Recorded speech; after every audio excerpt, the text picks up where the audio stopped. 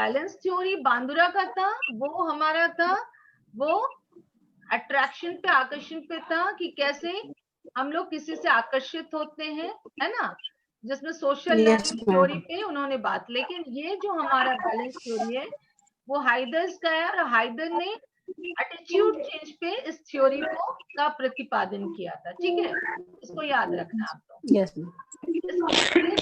इस सिद्धांत का प्रतिपादन हाइडर द्वारा किया गया। आप लोग सब स्क्रीन पे देख रहे होंगे, होप करते हैं अच्छे से स्क्रीन पे जा रहे हैं ना? एकदम क्लियर। जी मैम।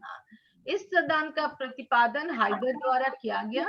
इस सिद्धांत को हाइडर का संतुलन सिद्धांत या POX मॉडल भी कहा जाता है।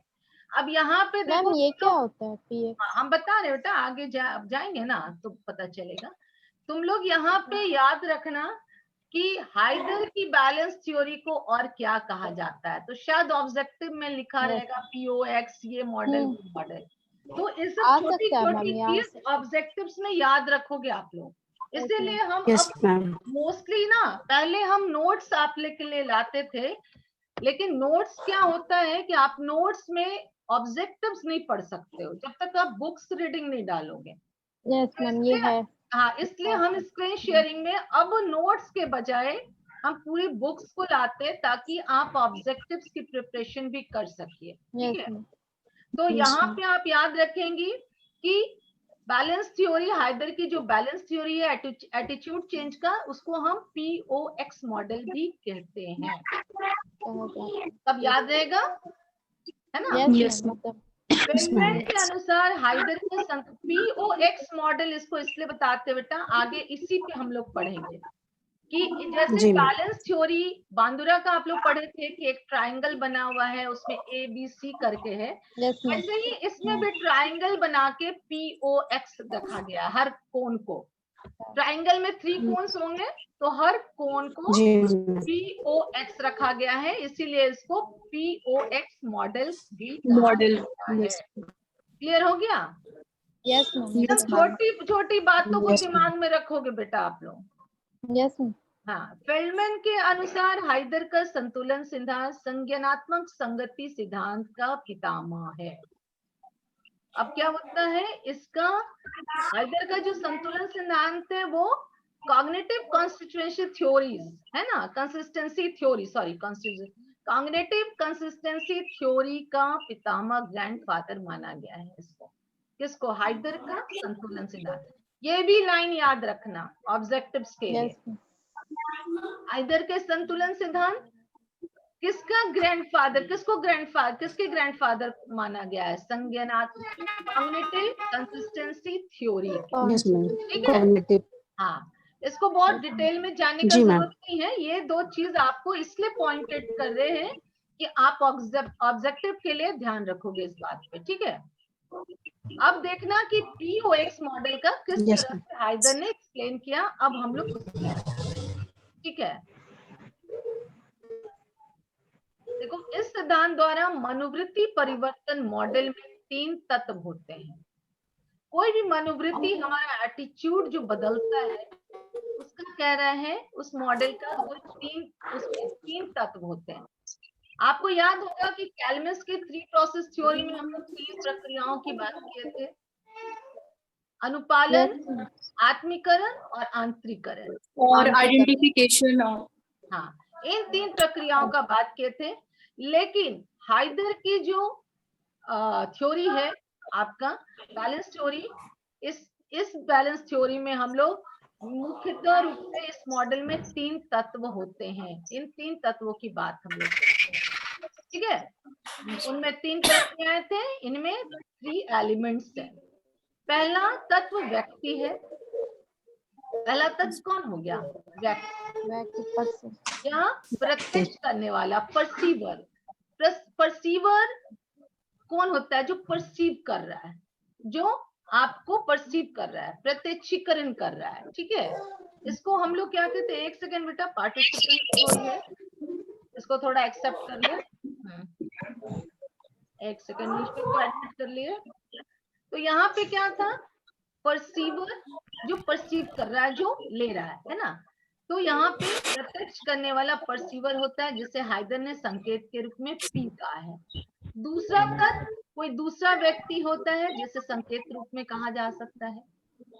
और तीसरा जो है, यहाँ पे देखना कि हम लोग यहाँ पे न्यूकॉम के ABX मॉडल की व्याख्या हम इसलिए करेंगे क्योंकि यह सिद्धांत हाइडर के POX मॉडल से ही समान है। तो समाज मनोवैज्ञानिकों ने ABX मॉडल को मनोवृत्ति परिवर्तन का सिद्धांत कम अंतर्वैयक्तिक इंटरपर्सनल अट्रैक्शन का हम लोग न्यूकॉम की थ्योरी पढ़े थे ना, आप लोग को याद होगा। न्यूकॉम की थ्योरी आपको बताया थे ना इंटरपर्सनल अट्रैक्शन का।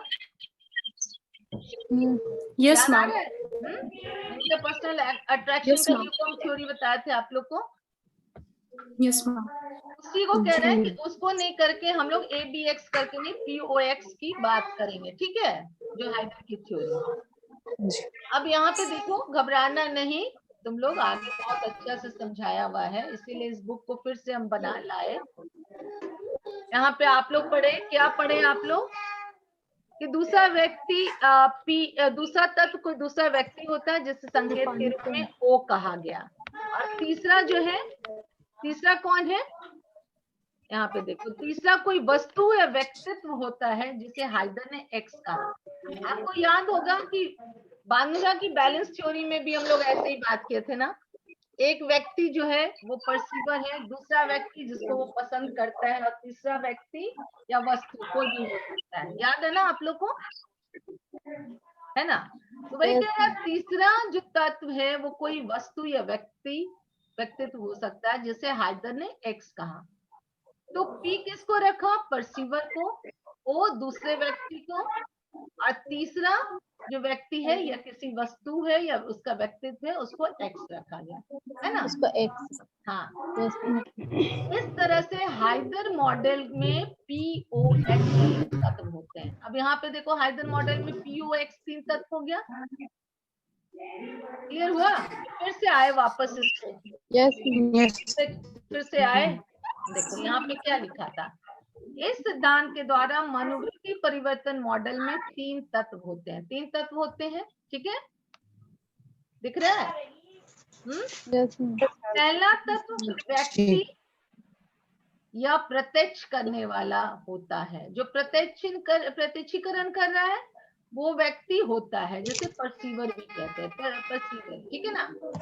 दूसरा व्यक्ति कौन है, जिसे हाइडर ने संकेत के रूप में O कहा था, है ना। पहला व्यक्ति तो परसीवर होता है जिसे हाइडर ने संकेत के रूप में P कहा। दूसरा तत्व दूसरा व्यक्ति होता है जिसे संकेत के रूप में O कहा जाता है। दूसरा व्यक्ति कौन हो गया, O, पहला व्यक्ति P, और तीसरा या तो कोई वस्तु होगा या व्यक्तित्व होगा जिसे हाइडर ने X कहा। क्लियर हो गया। इस तरह से हाइडर मॉडल में POX 3 तत्व होते हैं। इन तत्वों से बनने वाले युग्मों पेयर्स, ठीक है ना, इन तत्वों से बनने वाले युग्मों के बीच 2 तरह के संबंध होते हैं। एक तो इकाई संबंध होता है तथा भावात्मक संबंध। एक तो यूनिट रिलेशनशिप, दूसरा अफेक्टिव रिलेशनशिप। एक्टिव रिलेशन, हाँ, अफेक्टिव, भावात्मक संबंध, है ना। तत्वों के युगों में इकाई संबंध का निर्माण तत्वों की समानता, स्वामित्व एवं समान सदस्यता के आधार पर होता है। इसको बहुत आगे हम एग्जाम्पल्स भी समझाएंगे, इसलिए आप लोग बहुत